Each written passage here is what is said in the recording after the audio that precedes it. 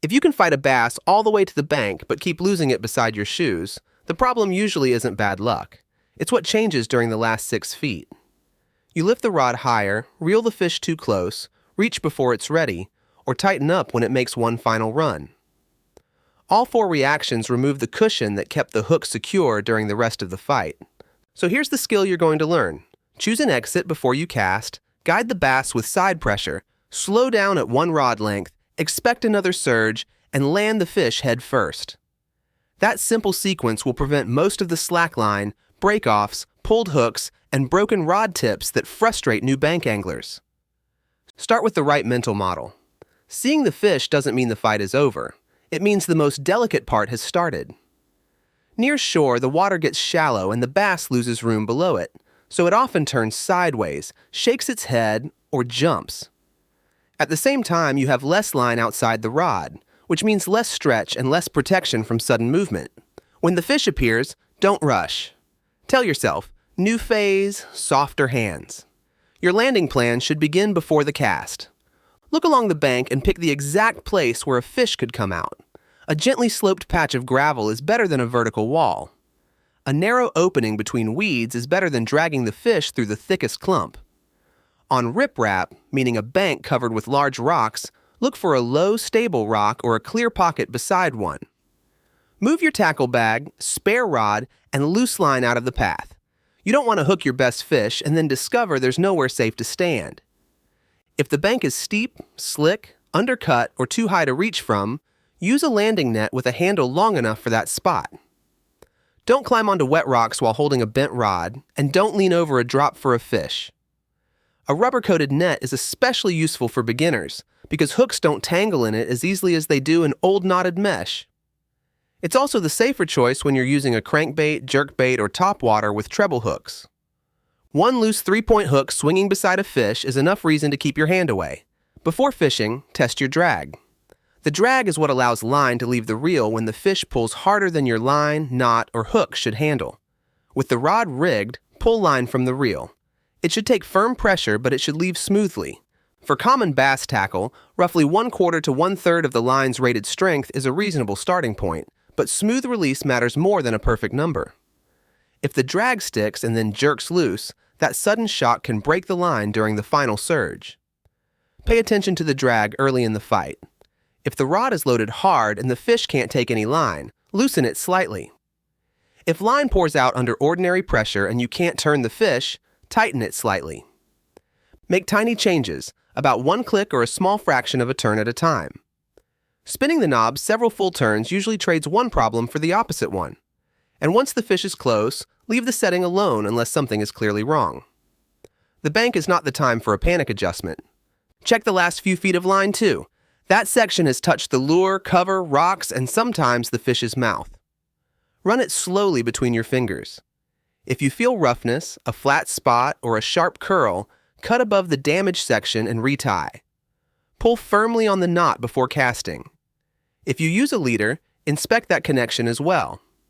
This takes less than a minute, and it catches damage that can survive several casts, but fail during one hard head shake beside the bank. Once you hook a fish, keep a steady bend in the rod. That bend works like suspension on a car. It absorbs sudden movement while keeping pressure on the hook. Your job isn't to pull as hard as possible. Your job is to stay between 2 bad extremes, slack line and an overloaded rod. Point the rod straight at the fish and you lose the cushion. Pull it directly behind your head and you can overload the tip. Keep the rod at a comfortable angle, usually out to one side, with a smooth bend through the middle section. Use that side angle to steer. If the bass swims to your right, angle the rod to your left and apply smooth pressure. That turns its head away from trouble and toward your landing opening. If it changes direction, move the rod to the other side while preserving the bend. Reel when the fish gives you line. Don't pump the rod dramatically up and down. Beginners often lift, drop the tip while reeling, and accidentally create a pocket of slack.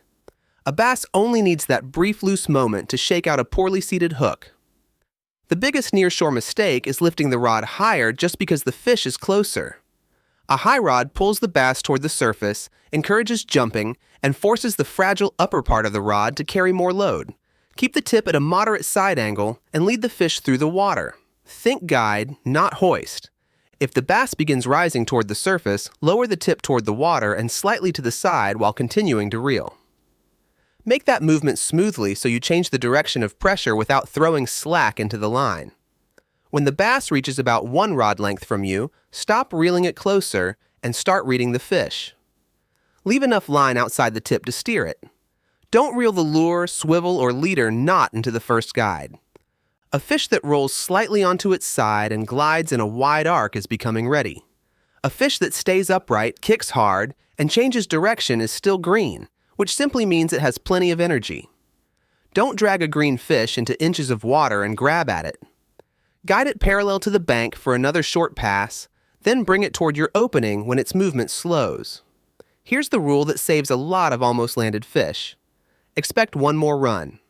The bass sees you, your shadow, the shallow bottom, or the net and suddenly surges away. When that happens, let the rod bend and let the drag release line. Don't grab the line, clamp the spool, or crank the drag tighter. On a spinning reel, keep your fingers off the spool rim. On a bait caster, don't mash your thumb onto the spool unless the fish is about to reach dangerous cover and you know your tackle can handle the extra force. In most situations, a short controlled run is safer than a sudden stop. While the drag is actively slipping, stop turning the reel handle. Reeling against a slipping drag doesn't gain line, and on a spinning reel it can add twist. Hold the rod at your side angle, let the fish finish the run, and reel again as it slows. If the bass charges toward you instead, lower the rod slightly and reel quickly enough to restore tension. Watch the rod bend. A bent rod means you're connected with useful pressure. A rod that suddenly straightens means slack is forming, and closing that slack becomes your immediate job. Your feet are part of the fight too. If the bass is heading behind a weed clump, dock post, or fallen branch, don't stand still and pull harder. Move along the bank when the ground is safe, then apply pressure from the clearer angle. Thin, soft weeds may come through with steady pressure. A thick mat usually calls for a root around the outside. Extra force drives line deeper into cover. A better angle guides the fish away from it. Before moving, glance at the ground so you don't step into a hole, trip over your bag, or walk backward onto a slick rock. Pay special attention to the bank lip. The water in front of you may look open, but the final foot can hide a sharp rock shelf, roots, mussels, old fishing line, or the edge of a concrete slab. Keep the bass just beyond that lip until you've chosen the path across it. Then, bring the fish over in one smooth motion. Don't pause with tight line rubbing across the edge while you decide what to do. That combines maximum abrasion with a fish shaking at close range, which is exactly how a line that looked perfectly good can suddenly break. If you're using a net, put it into the water before the fish arrives. Hold the opening still, below the surface, and lead the bass head first over the rim with the rod. Don't chase the tail around with the net. Fish can accelerate forward much faster than you can scoop from behind. Once the head and most of the body are above the mesh, lift smoothly. If the bass turns away before it enters, let it go, reset the net, and make another pass. Jabbing at the fish often catches a free hook on the outside of the mesh while the bass remains outside. If you're landing by hand with a single hook lure, bring the tired bass beside you and wait until you can clearly see its mouth. Keep the rod bent with one hand, reach from the front with the other, place your thumb inside the lower jaw, and curl your fingers underneath. Don't grab the line and use it to lift the fish the final few inches. Your rod spreads the load and absorbs movement. Your fingers create one rigid load point where the line can snap. With a treble hook lure, stop and look before reaching. If one treble is in the fish and another is swinging beside its mouth, use the net. Never slide your hand blindly into weeds, stained water, or a dark pocket between rocks. Keep pliers where you can reach them with one hand instead of buried under tackle. Also avoid lifting any bass onto the bank with the rod alone. A fishing rod is made to bend across its length, not work like a crane with the fish hanging beneath the tip. That extreme high stick angle can break the upper section even when the bass isn't especially large.